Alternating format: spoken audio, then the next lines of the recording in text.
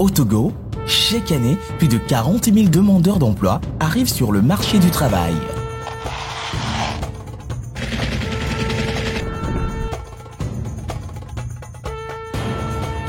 L'entrepreneuriat est devenu la voie par excellence promue par le gouvernement pour lutter contre le chômage. Mais la peur de l'inconnu paralyse encore plusieurs jeunes.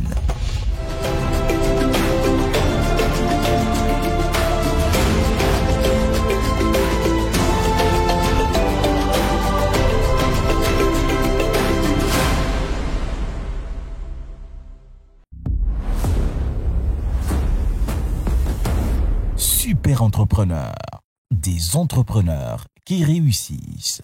Cette télé-réalité est une initiative de Brain Power Communication et d'AIM sous le parrainage du ministère du Développement à la base, de la jeunesse et de l'emploi des jeunes, avec le soutien du Fayège, Supermarché Ramco, la parfumerie en ville, OTR, CCIT, T-Oil, Fawaz Sarl, Bolloré, CNG, Sifaro Motors, Bébé Lomé, Nioto, CCT Batimat, Air France, TVT, Hôtel Résidence Madiba, Hôtel Sarakawa, GT Assurance Vie, TDE, La Poste, Cadert, Hôtel 2 février, Centaure Communication, Togo Events, Yilim, Livingstone Center, Palms, Gateworks, Isla International, Clinique de l'Atlantique, FSA, Snitch, TLS Africa, One Radio, Zephyr, Taxi FM, Fauna Cultura, NG Corporation, Sotral.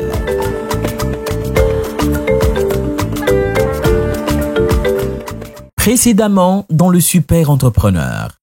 Avec M. Siwonu Bioba Kodjo, les candidats du Super Entrepreneur en ont appris plus sur la fiscalité avant d'embarquer pour le centre-ville de Lomé et découvrir Eco Packaging House, une entreprise qui confectionne des sacs en papier écologique. 20 candidats, 3 mois de compétition, 6 éliminations. Un seul objectif, gagner le chèque de 10 millions de francs CFA du Super Entrepreneur. Qui des 8 finalistes sera sacré Super Entrepreneur de cette première édition? La grande finale du Super Entrepreneur, c'est en direct ce samedi 18 décembre 2021 à partir de 21h sur la télévision togolaise TVT et sur YouTube Super Entrepreneur. Ce programme vous est proposé par Brain Power Communication et d'AIM. Super Entrepreneur, des entrepreneurs qui réussissent.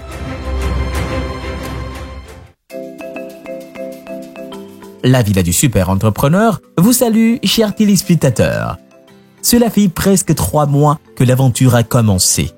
De plus de 400 candidats inscrits, 20 sont entrés à la Villa et seulement 8 iront en finale après cette étape de demi-finale. Qui y arrivera?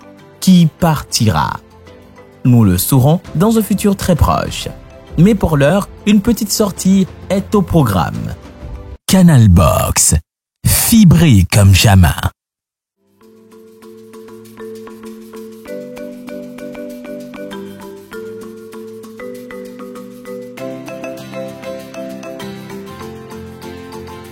Toujours dans la catégorie recyclage, les candidats vont découvrir Africa Global Recycling AGR en plein centre-ville. Africa Global Recycling AGR est un centre de valorisation de déchets. Référence de l'économie verte au Togo, AGR depuis 2013 a créé plus d'une 50aine d'emplois et recycle plus de 3000 tonnes de déchets par an. Ils sont accueillis par Madame Dalmeda, directrice d'exploitation de AGR, qui leur explique le fonctionnement de l'entreprise. Et je vous souhaite au nom de la société AGR la bienvenue chez nous.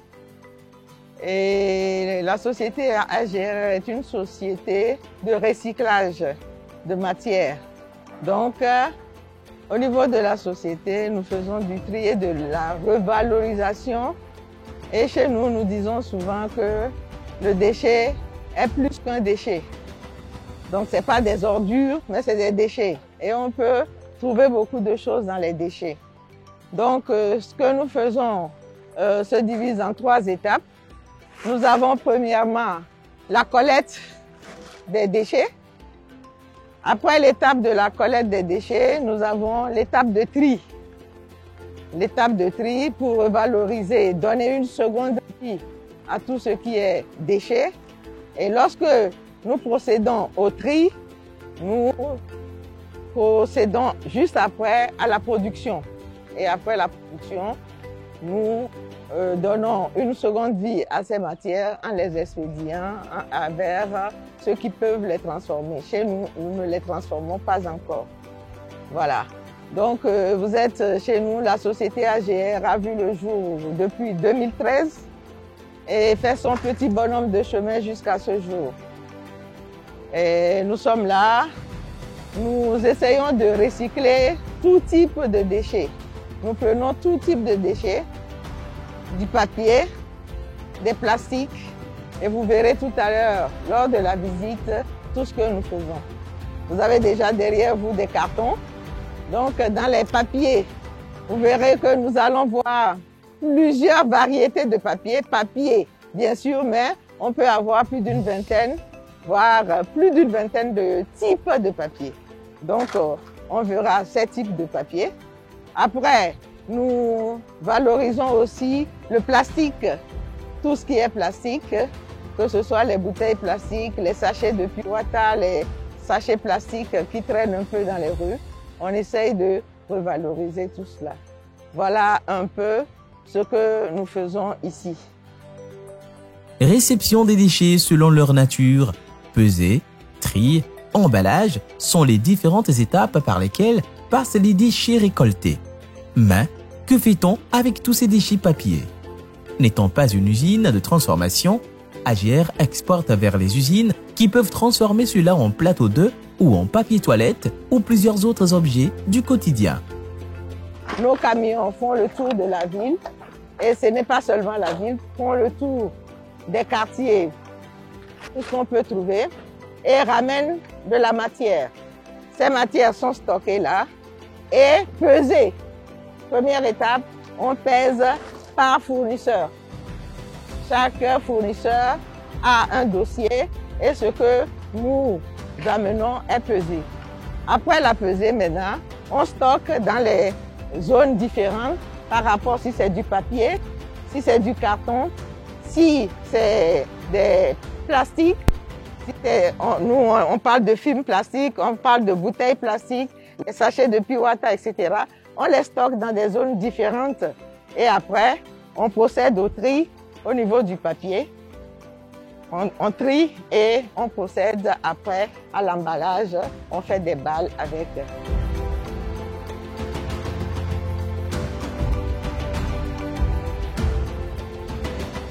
Et dès qu'on aura trié ces papiers, on aura différents types de papiers et c'est ces différents types de papiers qui seront mis en balle. Par rapport aux fournisseurs ou bien aux clients qui viennent chez nous, ils demandent tel type de papier et c'est ça qu'on doit lui fournir.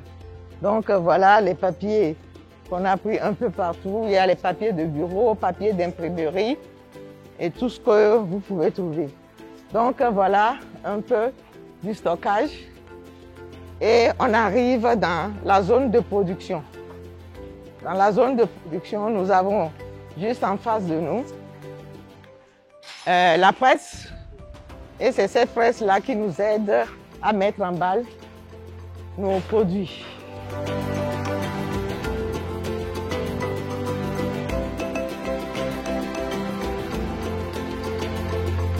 Donc vous voyez, pour avoir ça, il faut une certaine quantité de polystyrène. Les take and away, etc. que vous utilisez en ville sont fondus et ça nous donne des blocs qu'on expédie aussi.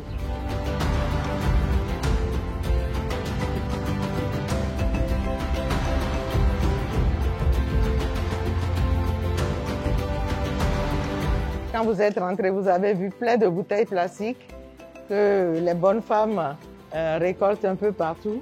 Donc tout ça là, on essaye de trier d'abord par variété, par qualité et après on passe au voyage. Nous sommes au stockage du produit fini. Vous avez les cartons là, vous avez des balles et les balles ont leur nom. Dès que je touche ceci, je sais que j'ai tel type de balle, tel autre type de balle, etc. par rapport à ce que notre client nous demande.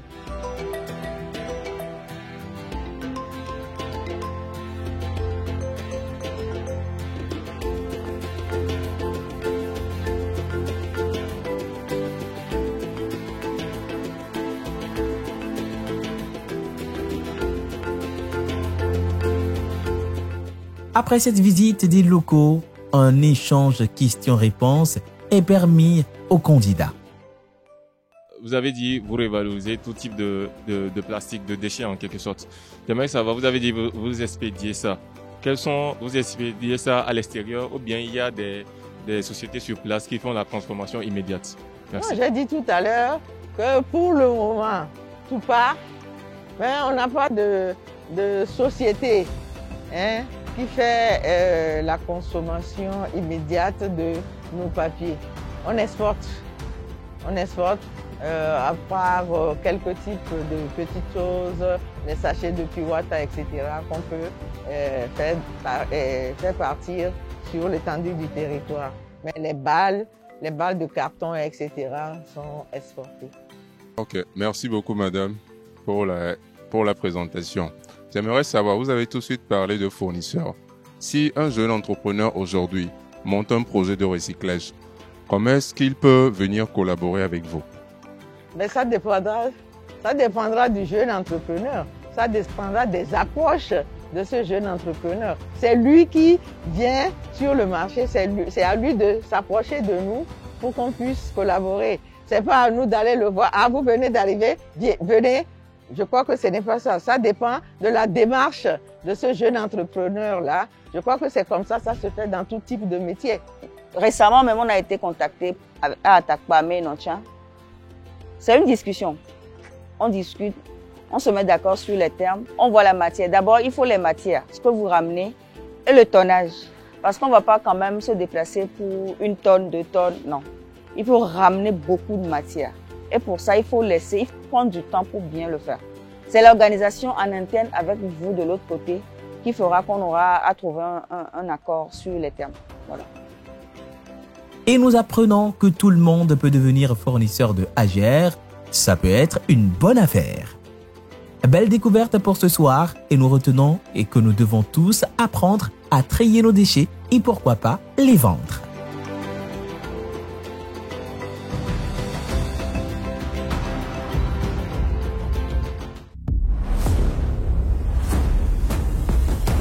Super entrepreneurs, des entrepreneurs qui réussissent. 20 candidats, 3 mois de compétition, 6 éliminations. Un seul objectif, gagner le chèque de 10 millions de francs CFA du super entrepreneur. Qui des 8 finalistes sera sacré super entrepreneur de cette première édition? La grande finale du Super Entrepreneur, c'est en direct ce samedi 18 décembre 2021 à partir de 21h sur la télévision togolaise TVT et sur YouTube Super Entrepreneur. Ce programme vous est proposé par Brain Power Communication et Daïm. Super Entrepreneur, des entrepreneurs qui réussissent.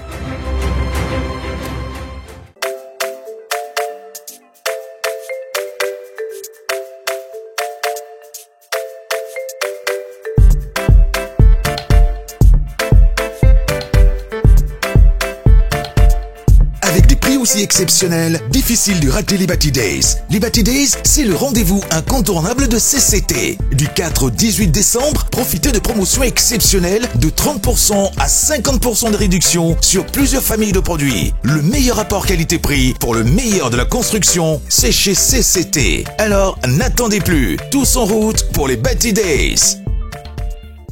CCT, tout pour la maison du sol au plafond.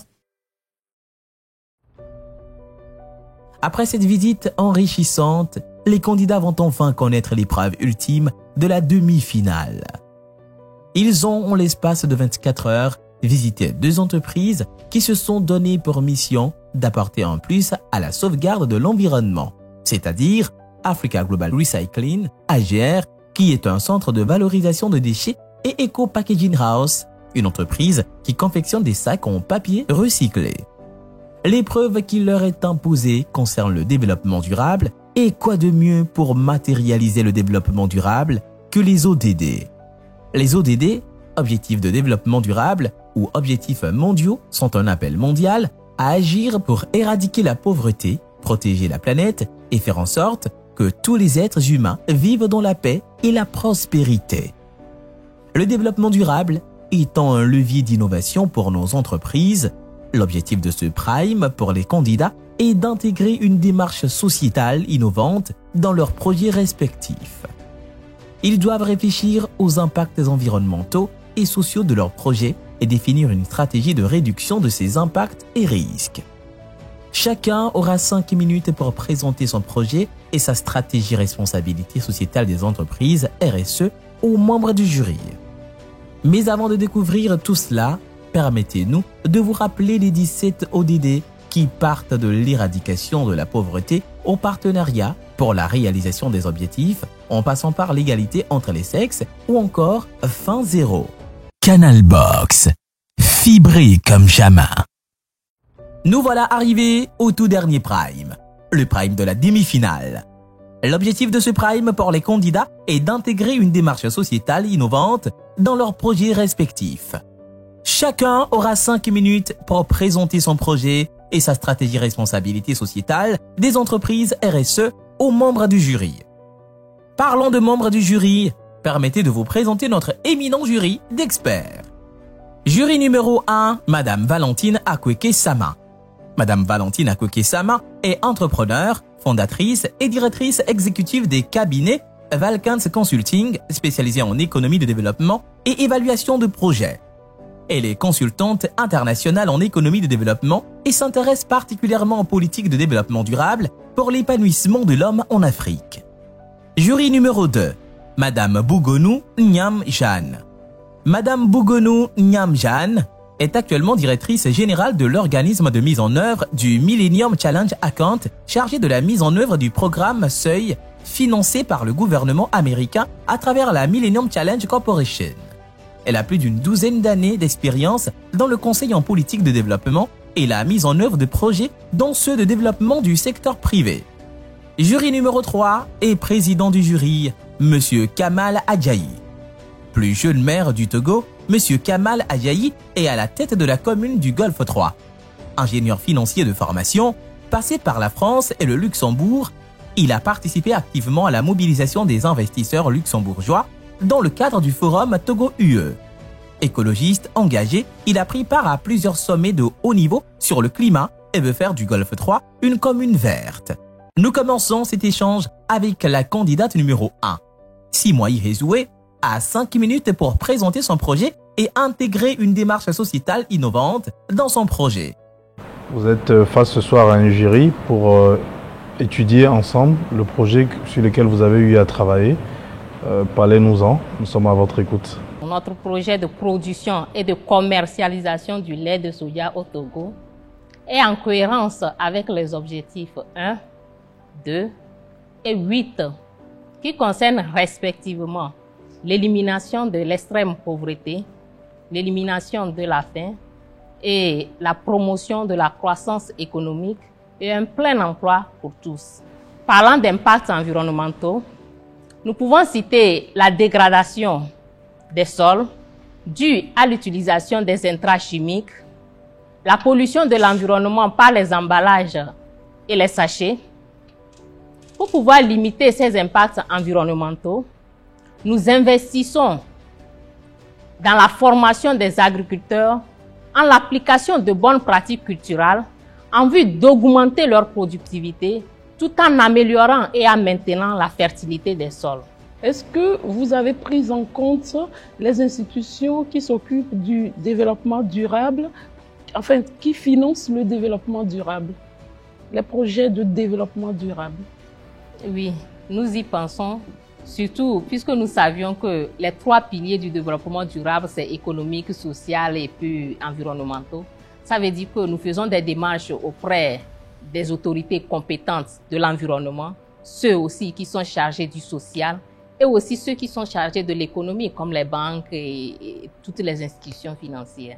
Oui. Est-ce que le prix auquel vous allez faire ou vous faites ce produit-là est à la portée de tous les consommateurs, surtout les couches qui ont le plus besoin du lait, les enfants, en tout cas pour toute personne, tout citoyen togolais, quand vous savez également qu'on a plus de 40% de la population togolaise qui est pauvre. Est-ce que vos produits, ils vont pouvoir se permettre d'acheter vos produits? Quelle est votre cible en termes de consommateurs? La couche la plus vulnérable dont il est question ici, c'est cette couche-là que moi je mets, qui vit en milieu rural. Cette couche des agriculteurs-là à la base, dont les enfants ont vraiment besoin d'un complément alimentaire pour sortir de la malnutrition. Et donc notre lait soja est effectivement la solution. Nous la conditionnons dans des bouteilles de 250 ml que nous vendons à un coût unitaire de 250 francs. Et c'est un coût acceptable et abordable à toute personne, à toute couche. Vous pouvez avoir comme partenaire des institutions qui aident ou qui font la promotion du lait. Quand je prends des pays où il y a la famine, par exemple, je vais prendre un exemple très général. Je ne sais pas si c'est l'UNICEF ou d'autres institutions qui font des acquisitions de nourriture, mais vraiment riches en apports nutritifs et qui mettent à disposition des populations. Ça peut être des subventions qui permettent vraiment à votre projet de prendre beaucoup plus d'ampleur rapidement. Super entrepreneurs, des entrepreneurs qui réussissent. Divine Atisso passe en deuxième position. Veuillez nous parler de votre projet, de nous la présenter. Mon projet consiste à mettre en place une maison de mode ayant pour activité phare la production et la commercialisation des vêtements utilisant des intrants locaux, c'est-à-dire un prêt-à-porter made in Togo.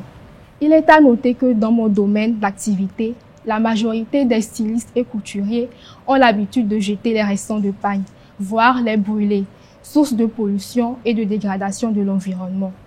Et dans le but de lutter contre les changements climatiques et leurs répercussions, dans mon entreprise, j'aurai à redonner vie à ces restants de paille en les utilisant pour réaliser des objets utiles à la société. Ces restants de paille entreront dans les éléments de déco interne. Mon projet vise une philosophie socio-économique au-delà de son aspect culturel. J'aurai à partager mes connaissances par la formation de ces jeunes filles pour qui l'école a été bénéfique ou pas. Au-delà puisqu'il s'agit de parler de développement durable aujourd'hui, selon les ODD que vous avez cités, concrètement, comment est-ce que vous les mettez en œuvre aujourd'hui avec cette activité? Vous avez déjà aidé combien de jeunes filles à sortir de la précarité? Comment est-ce que vous les mettez en œuvre concrètement? J'ai eu déjà à partager mes connaissances à travers la formation en ésotérisme avec les jeunes filles. Sauf que je n'ai pas eu l'opportunité de les inscrire au mécanisme d'accompagnement mis en place par l'État. Selon moi, votre projet est un projet très créatif, à forte capacité d'innovation, mais c'est pas le projet qui vous permettra de gagner durablement votre vie sur beaucoup d'années et changera de manière structurelle la société. Comment est-ce que cela permet vraiment d'impacter, de changer la société togolaise? Et c'est de ça que nous avons besoin. Il faut peut-être encore mûrir vos réflexions et voir comment vous pouvez adapter plus de changements et plus d'impact à ce projet et le rendre beaucoup plus grandiose. Quand vous les vendez, cette activité, ça vous ramène, le chiffre d'affaires, ça vous ramène combien par mois? Plus ou moins. Est-ce que vous en vivez déjà? Oui. Ça vous ramène combien par mois? Je dirais maximum 50 000. Vous êtes sûr de ça? Oui. Prochainement dans le Super Entrepreneur. 20 candidats. 3 mois de compétition. 6 éliminations. un seul objectif, gagner le chèque de 10 millions de francs CFA du super entrepreneur. Qui des 8 finalistes sera sacré super entrepreneur de cette première édition? La grande finale du super entrepreneur, c'est en direct ce samedi 18 décembre 2021 à partir de 21h sur la télévision togolaise TVT et sur YouTube Super Entrepreneur. Ce programme vous est proposé par Brain Power Communication et Daïm. Super Entrepreneur, des entrepreneurs qui réussissent. Cette télé-réalité est une initiative de Brain Power Communication et Daïm sous le parrainage du ministère du Développement à la base, de la jeunesse et de l'emploi des jeunes, avec le soutien du Fayège, Supermarché Ramco, la parfumerie en ville, OTR, CCIT, T-Oil, Fawaz Sarl, Bolloré, CNJ, Cifaro Motors, Bébé Lomé, Nioto, CCT Batimat, Air France, TVT, Hôtel Résidence Madiba, Hôtel Sarakawa, GT Assurance Vie, TDE, La Poste, Cadert, Hôtel 2 février, Centaure Communication, Togo Events, Yilim, Livingstone Center, Palms, Gateworks, Isla International, Clinique de l'Atlantique, FSA, Snitch, TLS Africa, One Radio, Zephyr, Taxi FM, Fauna Cultura, NG Corporation, Sotral.